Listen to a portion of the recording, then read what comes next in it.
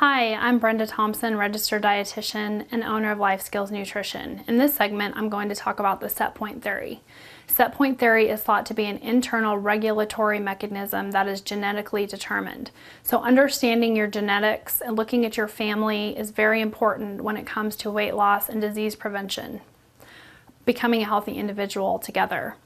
Although there is not a lot of research to understand the set point theory, it should be considered when losing weight and keeping it off.